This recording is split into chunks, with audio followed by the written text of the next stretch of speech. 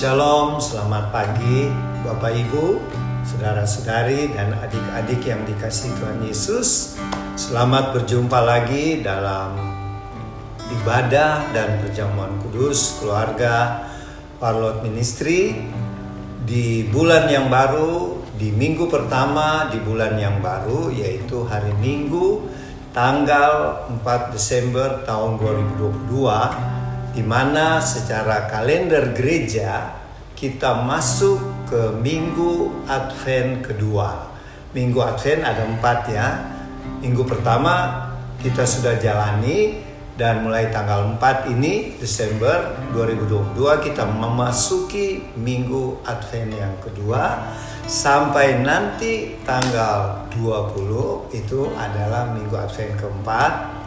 Setelah itu Tuhan Yesus datang di Bethlehem hari Natal tanggal 25 Desember. Itu sekedar penjelasan tentang Minggu Advent ya, menjelang kedatangan Tuhan ya. Jadi marilah kita siapkan hati, jiwa dan pikiran kita, diri kita untuk beribadah kepada Tuhan saat ini. Mari kita buka dulu dengan berdoa. Mari kita berdoa. Ya Bapa Surgawi, kami mengucap syukur di pagi hari menjelang siang ini, di mana kami Tuhan berikan kesempatan waktu yang indah dan berharga untuk bersekutu dengan Tuhan di dalam ibadah dan perjamuan kudus keluarga Warlot ini. Untuk itu marilah Bapa yang kekal, Yesus Kristus Tuhan kami, datanglah, hadirlah di rumah, di tempat tinggal Bapak Ibu, saudara-saudari, adik-adik yang mengikuti ibadah saat ini, maupun kami yang ada di Tabernakel Warlot di Sentul City.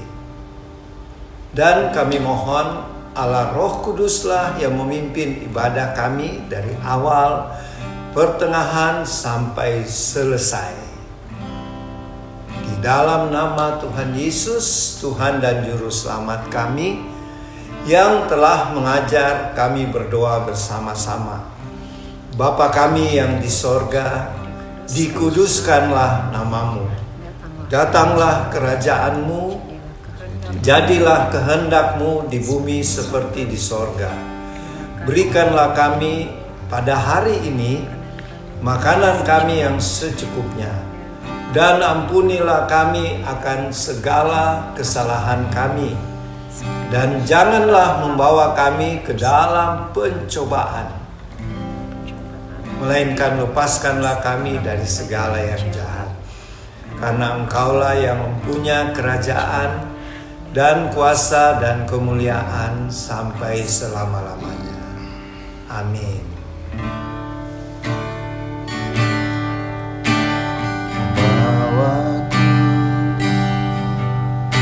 Ke gunung kudus-Mu, di tempat kediaman-Mu,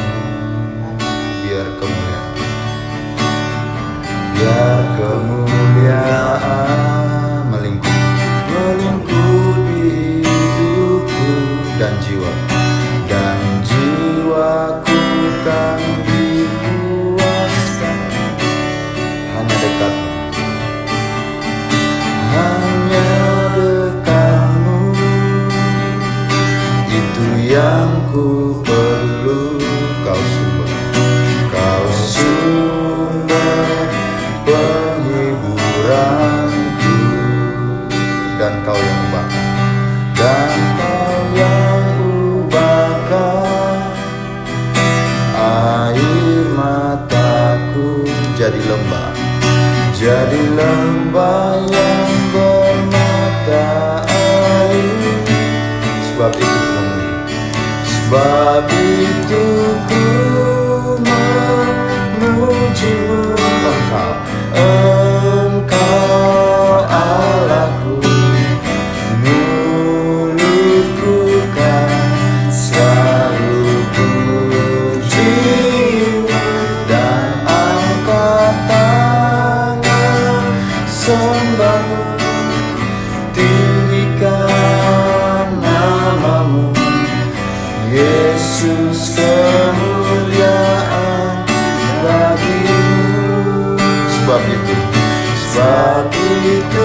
ku memujimu, Engkau Allahku, mulutku kan selalu pujimu, dan angkat tangan sembahmu, tinggikan namamu, Yesus, kemuliaan bagimu. Sekali lagi bawaku ke gunung kudusmu, ke gunung kudusmu, di tempat kediaman, di tempat kediamanmu.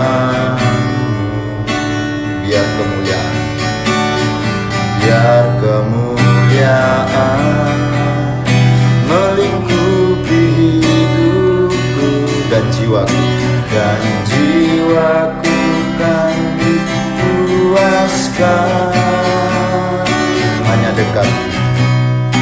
Hanya dekatmu, itu yang ku perlu, kau sumber penghiburan, kau sumber penghiburanku, dan kau yang ubahkan air mataku jadi lembah yang bermata air. Sebab itu ku memujimu, Engkau Allahku, mulutku kan selalu pujimu, dan angkat tangan sembahmu, tinggikan namamu, Yesus, kemuliaan bagimu. Sekali lagi bawaku ke gunung kudusmu, di tempat kediamanmu.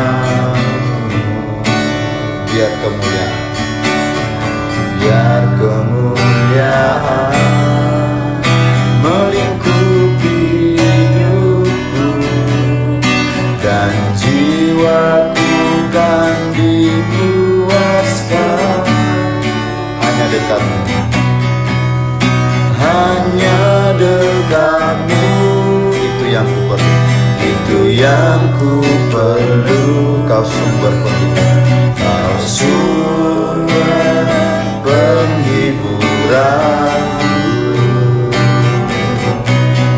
dan kau yang ubahkan air mataku jadi lembah yang bermata air. Sebab itu ku memujimu, Engkau Allahku, mulutku kan selalu pujimu, dan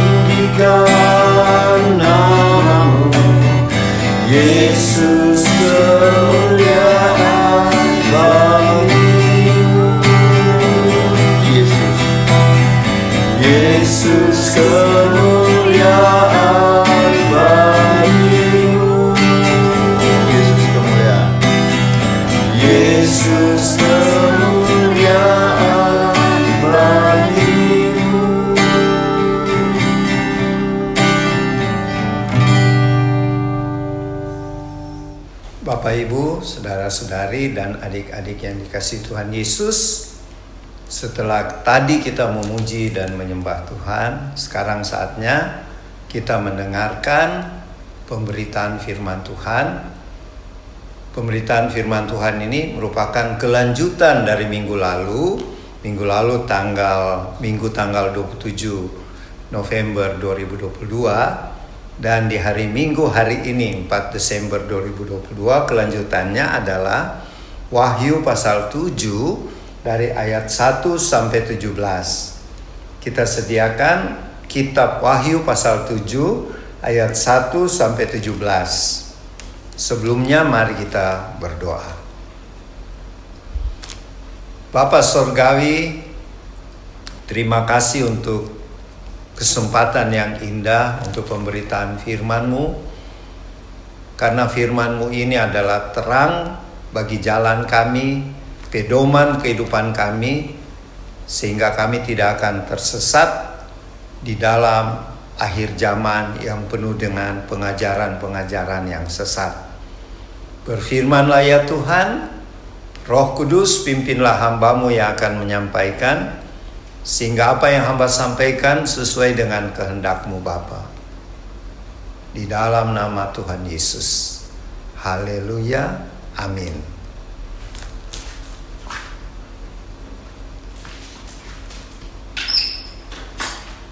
Wahyu pasal 7 ayat 1 sampai 17.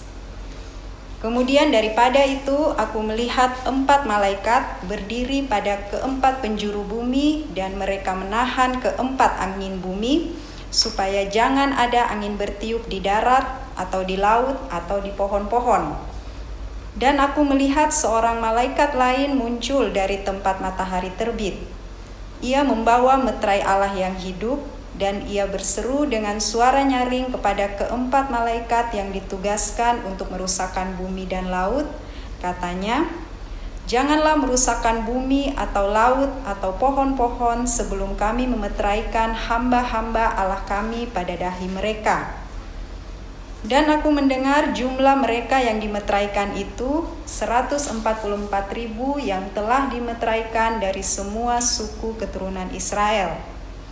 Dari suku Yehuda 12.000 yang dimeteraikan, dari suku Ruben 12.000, dari suku Gad 12.000, dari suku Asyer 12.000, dari suku Naftali 12.000, dari suku Manasye 12.000, dari suku Simeon 12.000, dari suku Lewi 12.000, dari suku Isakar 12.000, dari suku Zebulon 12.000, dari suku Yusuf 12.000, dari suku Benyamin 12.000. Kemudian daripada itu aku melihat sesungguhnya suatu kumpulan besar orang banyak yang tidak dapat terhitung banyaknya, dari segala bangsa dan suku dan kaum dan bahasa, berdiri di hadapan tahta dan di hadapan anak domba, memakai jubah putih dan memegang daun-daun palem di tangan mereka. Dan dengan suara nyaring mereka berseru, keselamatan bagi Allah kami yang duduk di atas tahta dan bagi anak domba. Dan semua malaikat berdiri mengelilingi tahta dan tua-tua dan keempat makhluk itu. Mereka tersungkur di hadapan tahta itu dan menyembah Allah sambil berkata, Amin. Puji-pujian dan kemuliaan dan hikmat dan syukur dan hormat dan kekuasaan dan kekuatan bagi Allah kita sampai selama-lamanya. Amin. Dan seorang dari antara tua-tua itu berkata kepadaku, siapakah mereka yang memakai jubah putih itu dan dari manakah mereka datang? Maka kataku kepadanya, Tuanku, Tuhan mengetahuinya. Lalu ia berkata kepadaku, mereka ini adalah orang-orang yang keluar dari kesusahan yang besar, dan mereka telah mencuci jubah mereka dan membuatnya putih di dalam darah anak domba. Karena itu mereka berdiri di hadapan tahta Allah dan melayani Dia siang malam di bait sucinya. Dan Ia yang duduk di atas tahta itu akan membentangkan kemahnya di atas mereka. Mereka tidak akan menderita lapar dan dahaga lagi, dan matahari atau panas terik tidak akan menimpa mereka lagi.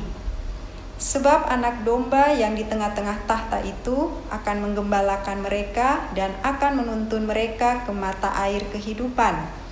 Dan Allah akan menghapus segala air mata dari mata mereka. Amin.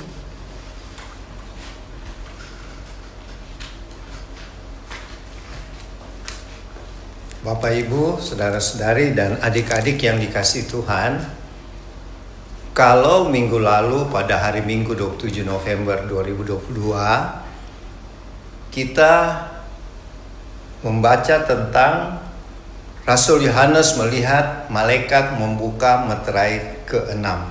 Maka terjadilah di atas bumi gempa bumi yang dahsyat, gunung-gunung berpindah, lautan berpindah, pulau-pulau berpindah, dan langit menjadi gelap karena matahari berubah jadi hitam dan bulan menjadi darah.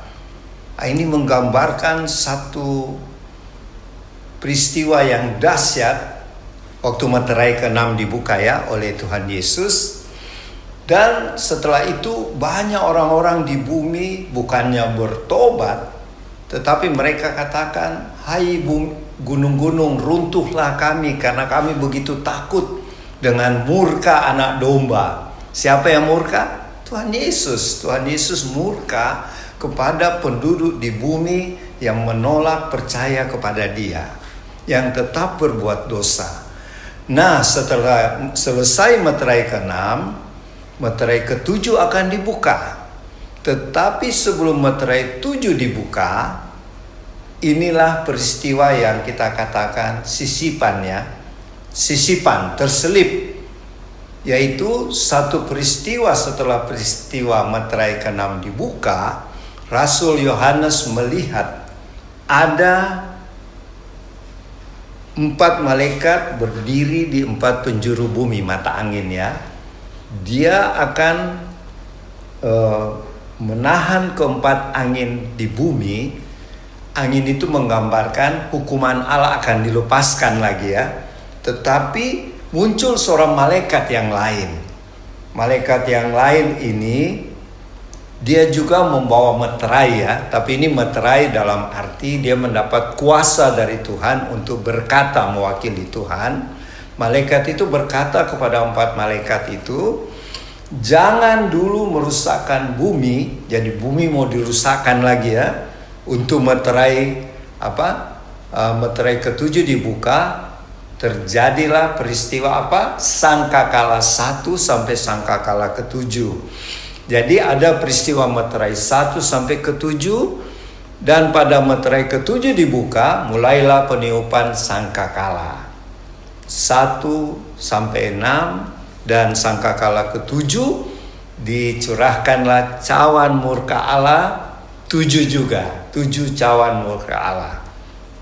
Jadi Bapak Ibu saudara-saudari, adik-adik yang dikasihi Tuhan, dalam proses Yohanes melihat malaikat itu suruh menahan jangan dulu merusakkan bumi kepada ke-4 malaikat yang akan ditugaskan, karena pesan Tuhan sebelum 144.000 orang dari suku Israel dimeteraikan,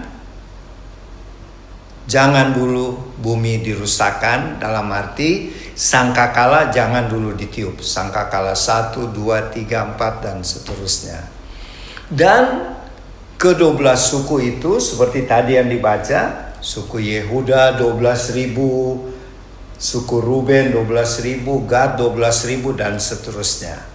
Kalau kita perhatikan, tiap suku itu ada 12.000 orang.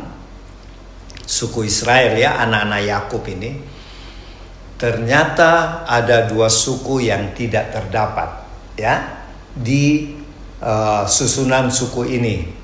Yang tidak ada adalah, kalau kita perhatikan, suku Efraim dan suku Dan. Ya, anak Yakub ada yang namanya Dan. Kalau Efraim itu anaknya Yusuf ya. Malah suku Yusuf masuk di sini. Di ayat 8, suku Yusuf 12.000. Jadi Yusuf masuk, tetapi yang tidak ada suku Efraim dan kakaknya Yusuf yang namanya Dan, D-A-N, ya. Jadi ada dua suku tidak dimeteraikan di sini. Kenapa? Karena kalau kita baca di 1 Raja-Raja pasal 12 ayat 29 dan 30, di situ Tuhan murka sekali. Tuhan marah sekali kepada dua suku ini, suku Efraim dan suku Dan. Karena apa? Pada waktu itu, karena yang menjadi raja di Israel adalah anak Salomo yang namanya Rehabeam, ada pembantu Raja Salomo yang namanya Yerobeam tidak setuju. Dan dia membuat kerajaan sendiri di sebelah utara yang terdiri dari 10 suku. Itu yang dikatakan 10 suku Israel yang hilang ya nanti. 10 suku ini rajanya dipimpin oleh Yerobeam. Yerobeam itu bukan keturunan Raja Daud ya. Dia adalah pembantunya Raja Salomo dulu. Tapi karena dia tidak setuju dengan anaknya Raja Salomo yaitu Rehabeam, dia buat kerajaan sendiri, kerajaan Israel Utara yang kita sebut Israel. Dan itu akan berpusat di kota di 1 Raja-Raja itu di Sihem. Itu adalah di bagian dari tanah suku Efraim. Dan di Dan, Yerobeam mendirikan 2 lembu emas. Ya, terulang lagi peristiwa di padang gurun ya. Yerobeam tidak mau rakyatnya yang dia pimpin 10 suku itu pergi beribadah di Yerusalem, di saingannya kerajaan 2 suku yaitu kerajaan Yehuda. Maka dia buat kuil penyembahan 2 patung emas yang dia taruh di tanah Efraim dan di tanah Dan. Inilah kira-kira yang menyebabkan Tuhan murka. Tuhan tidak memakai 2 suku ini yang untuk dimeteraikan oleh malaikat. Kenapa mereka dimeteraikan? Supaya ketika setelah masa pengangkatan jemaat Tuhan yang kita sebut pengangkatan atau rapture, ke-12 suku Israel ini yang jumlahnya 144.000 orang akan dipakai Tuhan untuk memberitakan Injil Kristus.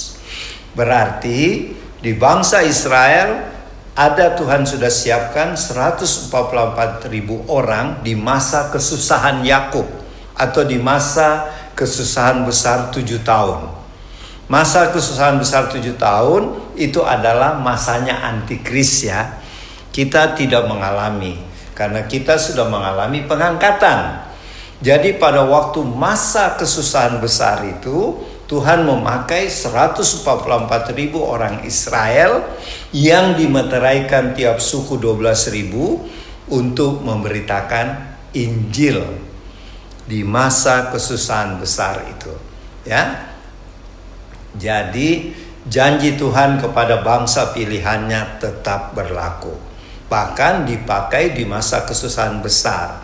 Apa kita bisa belajar dari peristiwa ini? Pertama, Tuhan tetap setia pada janjinya. Kalau dia sudah pilih bangsa Israel sebagai umat pilihannya, meskipun mereka menolak Tuhan Yesus sebagai Tuhan dan Juru Selamat, tapi di masa kesusahan besar, setelah rapture ya, setelah pengangkatan, mereka juga dikasih kehormatan oleh Tuhan untuk menjadi penginjil-penginjil. Jadi artinya buat kita sekarang, khususnya anggota Warlot ya, Warlot Ministry, janganlah kita melempem atau semakin lemah. Kita harus semakin rajin untuk melayani supaya banyak jiwa-jiwa yang percaya Tuhan Yesus sebagai Tuhan dan Juru Selamat. Apalagi sekarang menjelang hari Natal, di Minggu Advent kedua ini, mari kita lebih giat lagi melayani Tuhan, menjalankan amanat agung agar satu saat banyak lutut akan bertelut, setiap lidah akan mengaku Yesus Kristus adalah Tuhan dan Juru Selamat. Kemudian pembacaan berikutnya di Wahyu 7 ayat 9 sampai 11, Rasul Yohanes diperlihatkan banyak sekali manusia di sorga, ya, banyak. Dan itu terdiri dari segala suku bangsa, kaum dan bahasa. Jadi artinya banyak bangsa-bangsa orang-orang yang ada di surga. Dan orang-orang itu semuanya memakai jubah putih dan memegang daun palem di tangannya. Tahu daun palem, ya, daun palma itu? Mereka siang malam memuji Tuhan dengan memakai jubah putih dan melambai-lambaikan daun palem. Nah, kemudian mereka menyanyikan keselamatan bagi Allah yang duduk di atas takhta dan bagi anak domba, ya. Dan waktu mereka menyanyi begitu, semua malaikat dan tua-tua dan keempat makhluk itu semuanya tersungkur memuji Tuhan, memuliakan Tuhan, dan menyembah Tuhan, ya. Itu pada waktu yang begitu banyak, suatu kumpulan besar, banyak orang dari segala suku bangsa itu, ya. Dan kemudian dari 24 tua-tua itu bertanya kepada Yohanes, siapa mereka itu yang berdiri di depan takhta anak domba yang memakai jubah putih? Dan Rasul Yohanes bilang, hanya engkau Tuhan yang mengetahui. Maksudnya 24 tua-tua itu yang tahu. Rasul Yohanes tidak tahu siapa mereka itu. Dan salah satu dari ke-24 tua-tua berkata, orang yang memakai jubah putih dengan daun palma itu, daun palem itu adalah orang-orang yang melewati masa kesusahan besar. Jadi waktu penginjilan oleh ke-144.000 orang Israel ini, banyak orang di bumi bertobat. Tetapi mereka tidak mau tunduk kepada antikris, sehingga mereka dianiaya supaya murtad lagi, tapi mereka tidak mau murtad. Lebih baik mereka mati syahid atau menjadi martir. Dan waktu mereka martir, mereka naik ke sorga dan diberikan Tuhan jubah putih, dan mereka akan memuji Tuhan dengan daun palma itu, dan mereka diam di dalam kemah-kemah yang Tuhan sudah sediakan di sorga. Itu kita bisa baca di ayat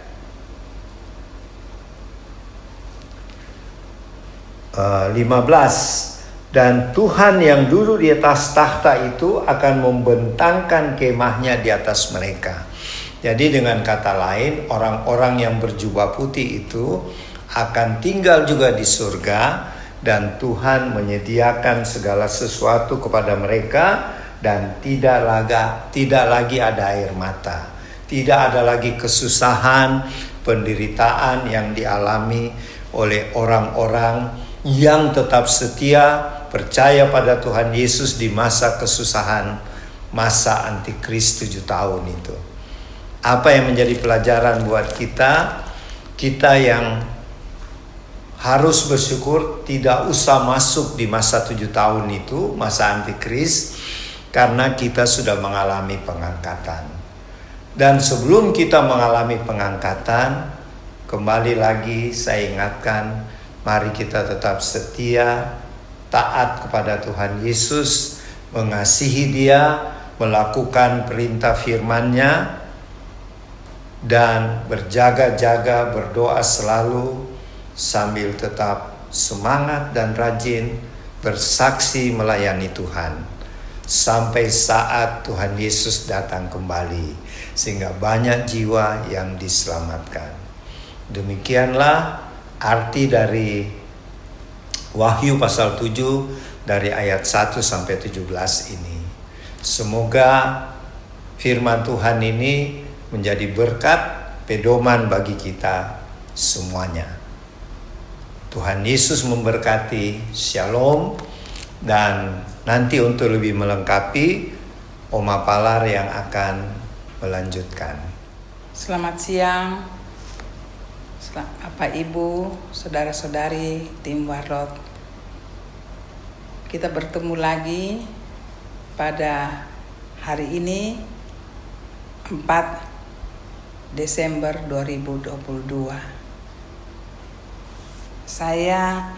Kita pada hari ini membaca dari sampai pada Wahyu yang ke-7. Saya hanya melengkapi dari pembacaan dan penjelasan yang tadi Opa katakan, ya. Saya tidak menginti dalam firman, tetapi saya ambil gambaran apa yang diberikan oleh pembacaan kita pada hari ini. Pembacaan kita di Wahyu yang saya ulangi sedikit lagi, bahwa Wahyu itu menjelaskan apa yang terjadi pada generasi kita akhir zaman, masuk pada generasi yang akan menikmati akhir zaman itu yang akan masuk. Di situ ada tahapan, ya. Dari Wahyu 1 itu menjelaskan apa itu sebenarnya masuk pada pembacaan di kitab Wahyu. Yang kedua, bagian kedua, saya coba merenungkan bahwa bagaimana Tuhan berbicara generasi yang kita ada pada saat itu, generasi yang mau masuk, ya, pada akhir zaman itu. Yang kedua, di situ ada peralihan, ada penjelasan, ada gambaran yang Tuhan berikan untuk masuk dari penjelasan yang Tuhan juga akan berikan di akhir zaman itu, ya, apa yang terjadi. Nah, sekarang kita membaca Wahyu 7 itu ada peralihan di situ. Saya tidak menerangkan lagi 7 ke bawah 6, kita sudah baca minggu lalu, kita sudah mengerti. Tetapi yang saya mau katakan lagi, saya ulangi, bahwa Wahyu ini tidak bisa kita mengerti sepotong-sepotong. Kita bukan berarti kita harus, memang kalau kita tahu kita dari mana sebenarnya kita ada di dunia ini, kita harus tahu kehidupan kita itu bagaimana Tuhan memberikan kehidupan, ya. Bukan saat ini, kita harus tahu, kita mengenal Tuhan, kita mengenal pribadinya, apa maunya, kita harus tahu firman. Ya, firman bukan saja sepotong-sepotong. Ya, itu dari awal kejadian dunia Tuhan terangkan semua sampai akan berakhir. Nah, sekarang kita sudah pada Wahyu 7. Wahyu 7 ini kalau saya sedikit merenungkan bahwa itu masuk dalam peralihan, ya. Mulai pada gambaran dunia kita yang saat ini kita menapaki, bagaimana kita mulai masuknya dan akan terjadi apa setelah gambaran ini kita terima. Tuhan menjelaskan itu semua, ya, yang tadi Opa katakan, ya, ada malaikat dari 4 penjuru, ada malaikat yang dari timur, ada semua yang tadi dibaca. Saya percaya Bapak Ibu sudah mengikutinya. Tapi itulah gambaran yang Tuhan mau melihat. Jadi kita di sini belajar bagaimana dunia kita yang kita hidup, ya, kita tapaki, dan sebelum kita ada, yang saat ini generasi ini ada, sebelum kita ada itu sudah ada generasi yang Tuhan awal penciptaan Tuhan punya rencana sampai pada kita baca hari ini. Nah, itu yang kita harus mengerti, kalau kita harus ikuti. Kalau kita ikuti, kita ambil saja sepotong ini, kita tidak mengerti. Ya, malaikat penjuru 4 penjuru itu ada di mana, ya? Terus datang malaikat yang diutus, ya. Datang lagi hal-hal yang lain. Jangan kamu dulu merusakkan. Ada meterai, saya memilih, ya. Terus lalu Tuhan menunjukkan ke bagaimana bangsa Israel yang terpilih 144.000 ya, bangsa Israel dengan sukunya masing-masing. Di situ ada kesan bahwa Tuhan itu bekerja sangat teliti dan semua ada maksud. Dia mau mengatakan kepada manusia, khususnya khususnya anak-anak Tuhan yang mau percaya Dia, bahwa aku bekerja tidak diambil dicopot saja. Semua rencana dari permulaan sampai berakhir, semua itu Dia mau menyatakan, aku berkuasa atas dunia ini. Aku punya maksud, ya. Yang kita katakan tadi yang sangat terkesan apa? Bangsa Israel, ya. Itu sangat terkesan. Kalau malaikat 4 penjuru, kita tahu di situ Tuhan merencanakan yang kita belum di situ sudah ada tindakan, gambaran, tapi ada yang juga kita belum mengerti. Tapi yang untuk saya sangat terkesan bangsa Israel. Saya merenungkan di situ bahwa bangsa Israel yang pertama Tuhan membentuk suatu bangsa, ya. Bangsa, kalau dulu dikatakan satu kerajaan, ya. Bagaimana Tuhan membentuk dengan tangan sendiri, gambaran itu sudah diberikan dari awal penciptaan, ya. Dan itu diwujudkan lebih menyudut lagi, mengkerucut lagi, itulah Dia bentuk sendiri bangsa Israel, kerajaannya yang sebentar Dia pakai untuk kehadirannya di dunia ini. Kita harus itu ikuti terus tahap demi tahap. Dan pada akhirnya Tuhan juga tidak kaget-kaget. Dia juga seperti Wahyu yang kita baca, ya. Bagaimana bangsa Israel yang Dia bentuk, ya, walaupun kita baca, ya, sampai bangsa Israel sudah terserak, ya, seperti Opa katakan tadi, saya tidak ulangi, ya. Tetapi Dia setia kepada ciptaannya. Dia setia daripada apa yang keluar di mulutnya tidak akan sia-sia. Dia kembalikan, saya tetap ada di situ. Bangsa Israel yang sudah tidak berbentuk, tidak ada kerajaan, bisa kembali. Kita nikmati itu sekarang kalau kita baca. Dan kalau kita baca, saya sedikit keluar dari jalur ini, kita bisa tahu juga bagaimana tanda kedatangan Tuhan itu dimulai dari bangsa Israel. Itu ada firman-Nya, tapi saya tidak kupas untuk saat ini. Cuma saya mau menjelaskan, mau memberikan satu tanda, satu kebesaran Tuhan yang luar biasa. Dia tidak pernah putus dengan rencananya.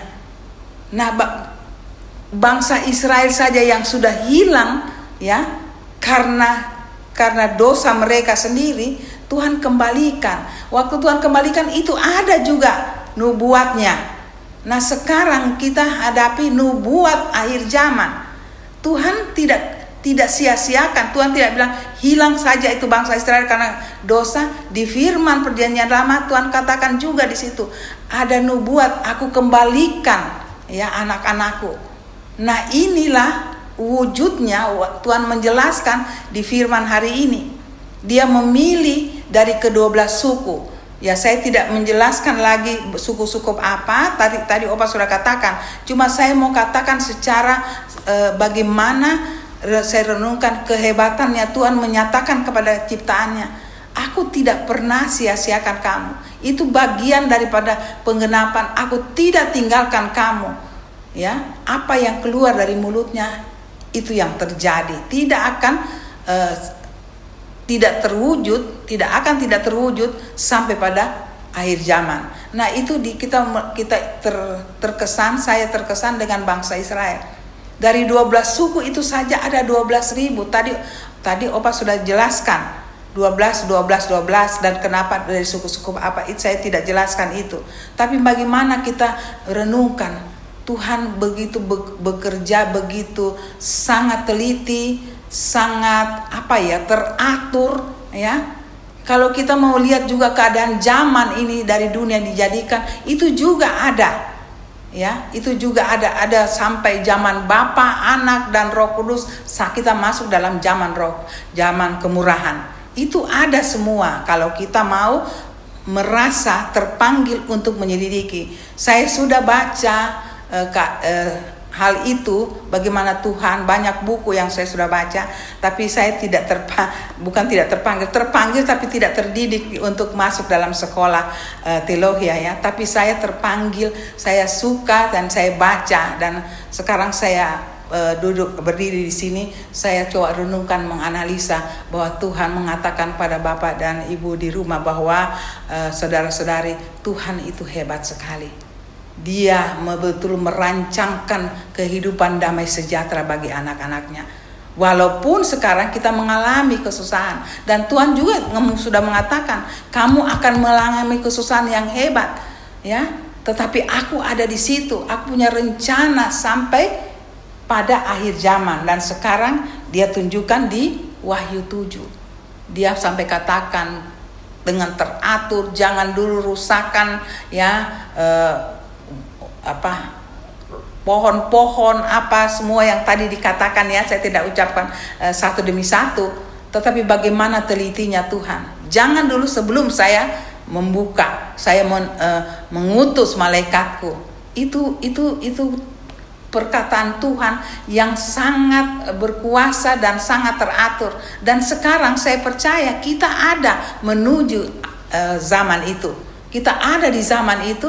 Apakah kita yang tadi Opa katakan masa pengangkatan itu juga tidak di sini tidak ada. Tapi kalau kita belajar yang kita baca, kita belajar mengenai firman Tuhan di Alkitab, itu ada menunjukkan di kitab lain seperti Korintus sampai kita ada pengangkatan. Itu bukan bagian saya untuk menjelaskan, itu bagiannya pendeta-pendeta, dan malam ini bisa Opa terangkan. Nah, kita sudah ada menuju ke situ. Kenapa saya katakan apakah, dan bisa juga kita minta pada Tuhan, janganlah Tuhan, kalau bisa Tuhan, bukan jangan, kalau bisa Tuhan, saat kedatanganmu menjemput kami masih hidup. Saya selalu sekeluarga minta itu. Tapi saya tidak tahu kapan datang. Tapi tanda-tandanya, kita manusia ya, bisa kita memprediksi sendiri ya. Kita itu namanya kita belajar. Sampai saya bisa mengatakan, Tuhan, kalau saya hitung umur saya waktu ini terjadi masa untuk masuk 2000-an ini, saya sudah rasa itu di 1900-an. Saya sudah membayangkan, dan saya, Tuhan kasih kami hidup satu keluarga masih ada di masa kesusahan yang Tuhan katakan persiapkan hidup kami sekeluarga untuk melayani Tuhan, dan itu ternyata kami ada sampai saat ini. Kalau melihat lagi nubuatan-nubuatan yang dihubungkan dengan sebanyak hamba Tuhan sekarang ya, masa-masa kesusahan ya, itu nanti diteliti lagi apakah kita masih ada, sedangkan yang kita dengar 2023 begitu sulitnya kehidupan. Kalau apa yang saya sudah dapat di 1900-an, dan hari ini saya berdiri sekeluarga ada di masa itu, wow, tidak sesuatu yang tidak mungkin, bisa mungkin. Kedatangan Tuhan yang kita minta itu juga ada, tapi saya tidak bisa prediksi kapan. Tapi tandanya sudah membuat hati kita, Tuhan, Engkau sudah mau datang.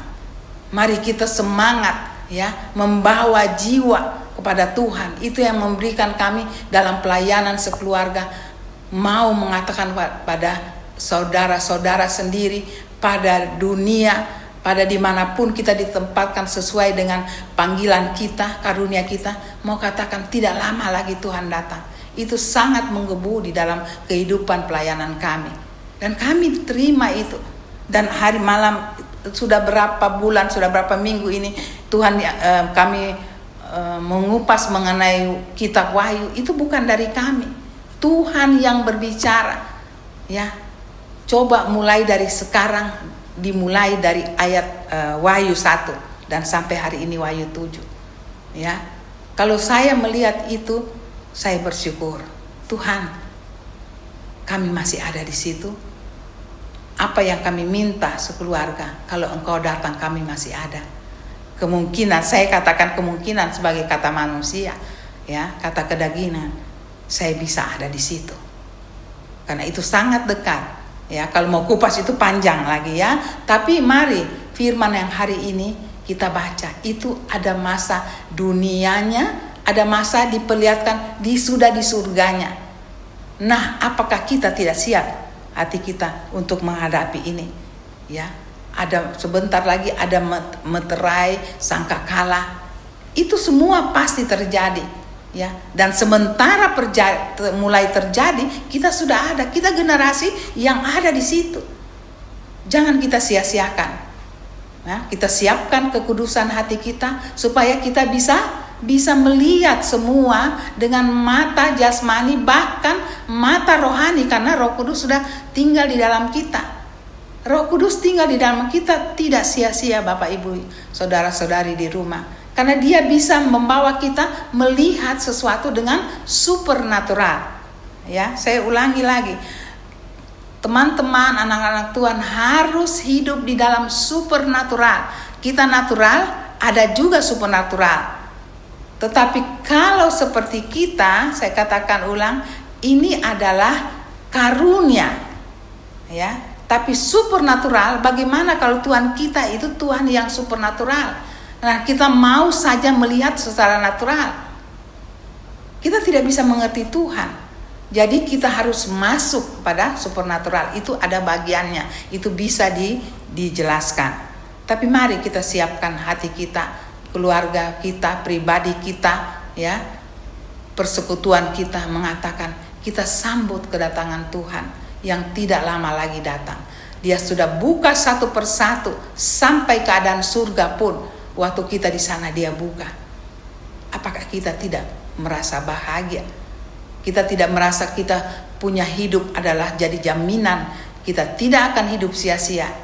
Ya, walaupun secara manusia mungkin, ya saya tidak bilang mungkin ini kesusahan hidup begitu banyak, tetapi kita tetap tenang karena Tuhan yang memberi ketenangan dengan Roh Kudus-Nya. Hanya itu yang saya bisa sampaikan. Saya tidak ulangi lagi karena Opa sudah satu demi satu. Tapi mari kita di rumah bukan sampai di sini saja. Setelah ini kami tutup selalu, Bapak Ibu saya sarankan untuk belajarlah, mengulangi apa yang kita baca, dan kalau perlu bertanya lagi ulang pada Tuhan, dan Roh Kudus di masing-masing Bapak Ibu saudara-saudari akan memberikan penjelasan sesuai karakter kita, penjelasan yang lebih lagi dalam, bahwa lebih dalam arti kedatangan akhir dunia ini Dia akan jelaskan. Itu saja, kiranya ini dapat bermanfaat, menjadi berkat bagi Bapak Ibu di rumah, saudara-saudari, sampai kita bertemu lagi di minggu depan tanggal 11. Maranatha, Tuhan memberkati. Bapak Ibu, saudara-saudari dan adik-adik yang dikasihi Tuhan, setelah tadi kita mendengarkan pemberitaan firman Tuhan, marilah kini kita masuk ke perjamuan kudus. Untuk itu, sediakanlah di tempat tinggal masing-masing hosti anggur atau roti, sirup, dan teh gantinya bisa. Dan sebelumnya mari kita berdoa. Bapa di surga, terima kasih buat firman-Mu yang sudah kami dengarkan tadi, yang menjadi kekuatan, pedoman, dan terang bagi jalan kami. Dan sekarang Tuhan, kami mau melakukan perintah firman-Mu, yaitu melakukan perjamuan kudus sampai kedatangan Tuhan Yesus yang kedua kali. Berkatilah, kuduskanlah hosti dan anggur, roti dan sirup, atau teh yang dipakai oleh Bapak Ibu saudara-saudari di rumah tempat tinggal masing-masing, dan yang kami punya juga di Tabernakel Warlot di Sentul City. Di dalam nama Tuhan Yesus. Amin. Tiba saatnya kami berkumpul bersatu dari segenap suku dan bangsa, berdiri di hadapan tata Anak Domba, satu suara menyatakan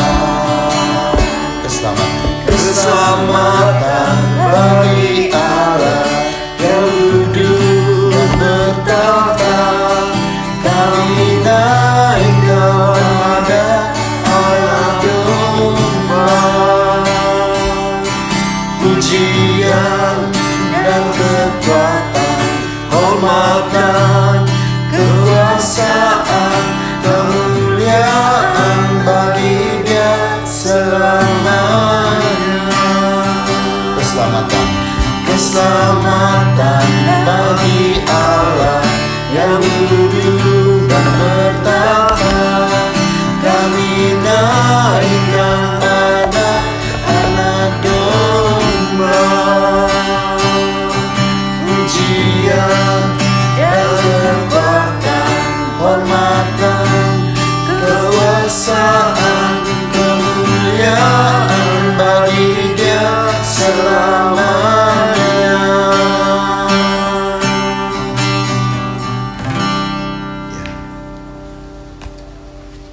Mari Bapak Ibu, Saudara-saudara dan adik-adik, kalau ada posti yang tertulis firman Tuhan, silahkan dibaca masing-masing, dan kami juga di Sentul City akan baca. Silakan.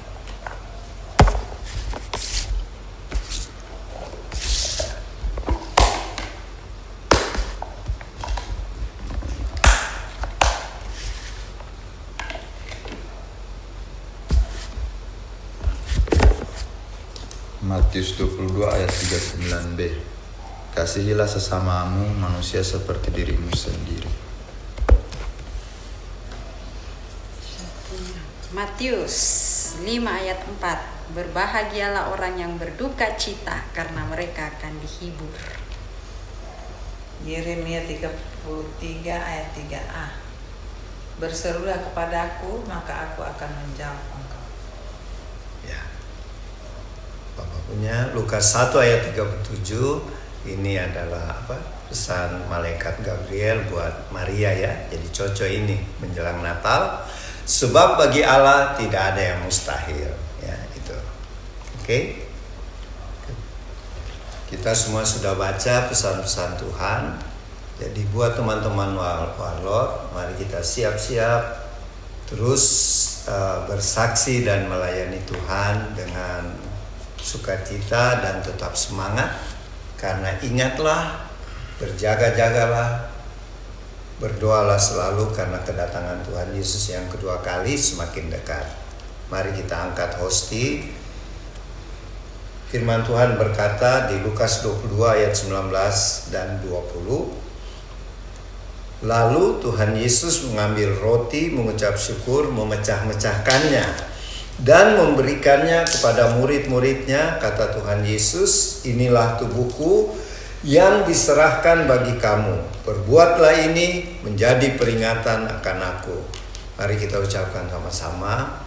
Terima kasih Tuhan Yesus buat pengorbananmu sebagai anak domba Allah di kayu salib di atas bukit Golgota, yang sudah menganugerahkan kepada kami dan keluarga keselamatan, hidup yang kekal, dan tubuh jasmani kami yang sehat dan kuat, tidak ada sakit penyakit. Kami bersyukur dan menerima tubuhmu di dalam nama Tuhan Yesus. Silakan makan dengan iman dalam nama Tuhan Yesus.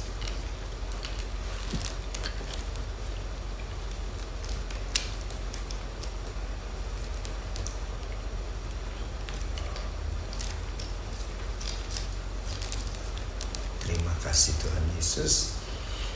Kita angkat cawan perjamuan. Firman Tuhan berkata, demikian juga dibuat Tuhan Yesus dengan cawan sesudah makan. Tuhan Yesus berkata, cawan ini adalah perjanjian baru oleh darahku yang ditumpahkan bagi kamu. Mari kita sambut firman ini dengan berkata, terima kasih Tuhan Yesus buat darahmu yang suci, darah anak domba Allah yang telah tercurah di kayu salib di bukit Kalvari. Darahmu yang suci sudah memeteraikan kami menjadi warga kerajaan sorga, menjadi duta-duta kerajaanmu untuk memberitakan Injil Kristus dan memenangkan jiwa-jiwa buat Tuhan Yesus. Dengan kami memakai hikmat dan kuat kuasa Roh Kudus. Kami terima darah-Mu di dalam nama Tuhan Yesus. Silakan minum dengan iman.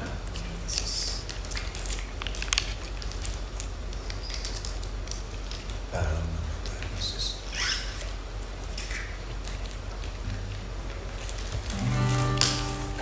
Setelah menerima perjamuan kudus, tubuh dan darah Tuhan Yesus, mari kita puji Tuhan dengan pujian.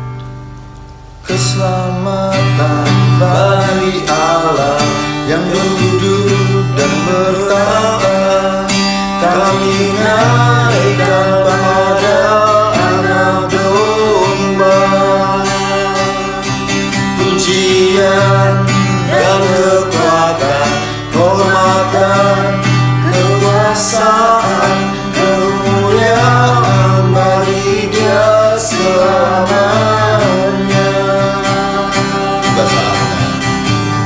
Tiba saatnya kami berkumpul bersatu dari setiap suku dan bangsa. Berdiri di hadapan tahta Anak Domba, satu suara menyatakan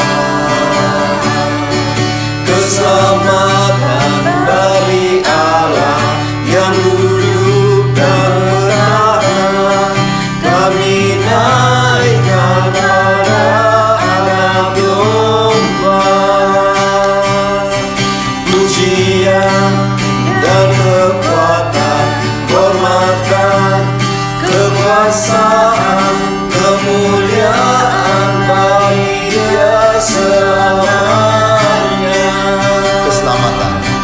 Keselamatan dari Allah yang duduk dan bertata. Kami naikkan pada Anak Domba. Pujian dan kekuatan, hormatan, kekuasaan, kemuliaan bagi Dia selamanya. Kemuliaan bagi Dia selamanya. Kemuliaan bagi Dia selamanya.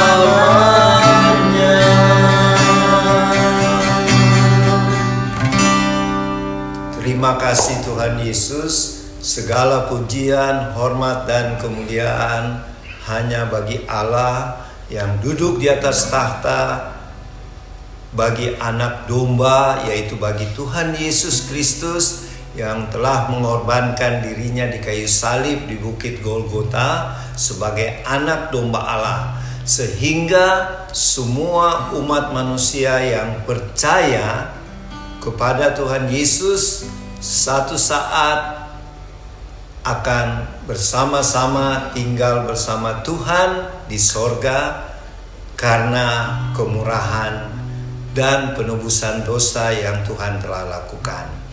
Terima kasih Tuhan untuk kemurahan Tuhan dalam kehidupan kami di masa-masa yang sulit ini, di mana banyak terjadi bencana-bencana seperti gempa bumi yang terjadi di Cianjur, di mana banyak saudara-saudara kami yang telah kehilangan anggota keluarganya, dan masih ada juga yang belum ditemukan Tuhan, dan ada yang mengalami sakit dan sedang dirawat di rumah-rumah sakit.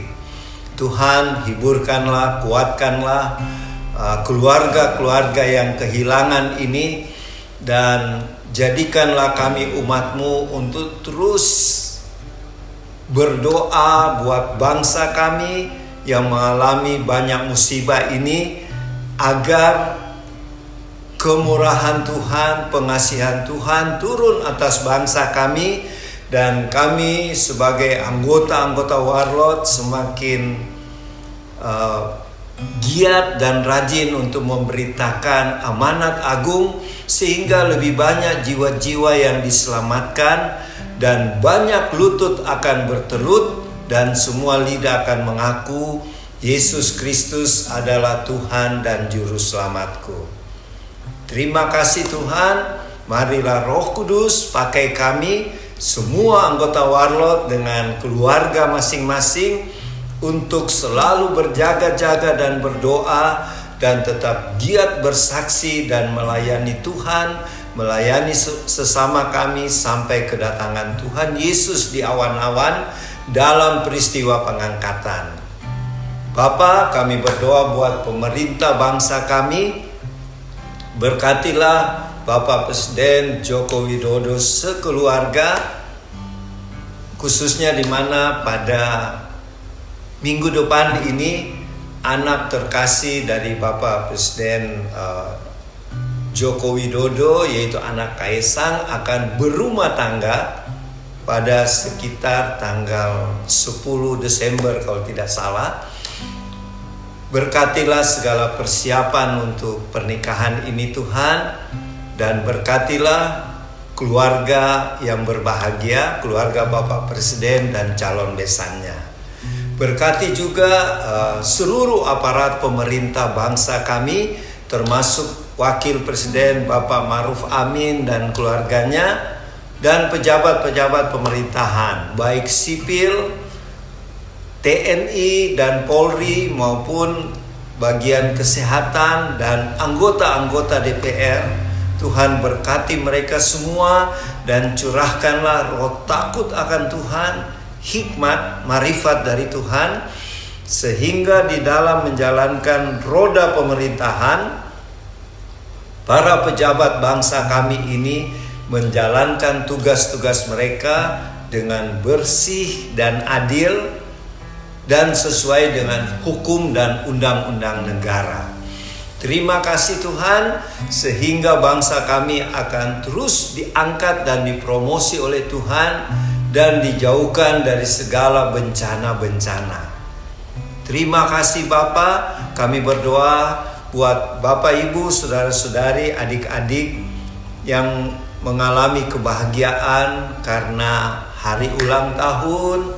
Tuhan kiranya mengaruniakan panjang umur, kesehatan, dan bagi yang sedang dalam studi, Tuhan berkati sehingga mereka berhasil dalam studinya dan bisa mencapai cita-cita.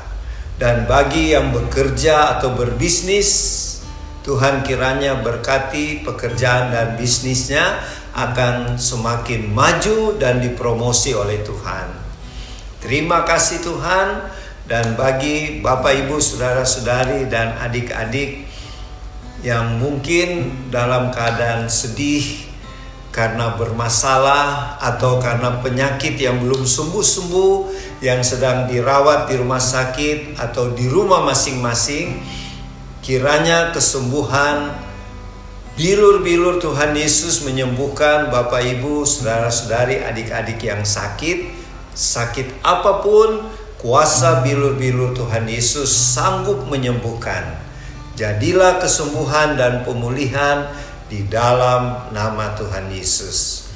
Dan bagi Bapak Ibu, saudara-saudari yang berada di dalam permasalahan, pergumulan karena masalah keluarga, masalah keuangan, atau masalah bisnis dan pekerjaan, atau juga masalah jodoh dan lain-lainnya, Tuhan berikanlah jalan keluar, berikanlah solusi yang terbaik, sehingga Bapak Ibu, saudara-saudari dapat melihat tangan Tuhan yang penuh kuasa, hikmat Tuhan yang begitu besar, yang sanggup menyelesaikan setiap masalah yang dihadapi oleh Bapak Ibu, saudara-saudari dan adik-adik, dan kami semua yang mengikuti ibadah dan perjamuan kudus ini.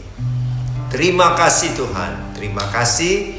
Ingatkanlah kami selalu Allah Roh Kudus, supaya kami tetap berjaga-jaga dan berdoa, karena tanda-tanda akhir zaman, kedatangan Tuhan Yesus yang kedua kali, banyak yang sudah tergenapi. Dengan demikian, kedatanganmu sudah semakin dekat. Ingatkanlah kami Tuhan, supaya kami tetap menjaga kehidupan yang kudus dan benar sebagai calon-calon mempelai kudus-Mu yang tidak bercacat celah. Dan sebelum kami mengakhiri ibadah kami mau memohon berkat-berkat dari Tuhan. Mari kita terima berkat-Nya. Kiranya berkat-berkat yang berlimpah-limpah, berkat rohani dan jasmani dari Allah Bapa melalui dan di dalam Anaknya Yesus Kristus Tuhan dan Juru Selamat kita, dan persekutuan dengan Allah Roh Kudus menyertai Bapak Ibu, saudara-saudari, adik-adik, dan dengan keluarga-keluarga masing-masing, dan juga menyertai kami yang ada di Tabernakel Warlot di Sentul City. Mulai siang ini sampai Maranatha Tuhan Yesus datang kembali. Haleluya, haleluya di dalam nama Tuhan Yesus. Amin. Shalom, terima kasih. Ibadah dan perjamuan kudus keluarga Warlot sudah selesai. Kita berjumpa lagi dengan perkenanan Tuhan pada minggu depan, hari Minggu 11 Desember tahun 2022. Shalom, Tuhan Yesus memberkati.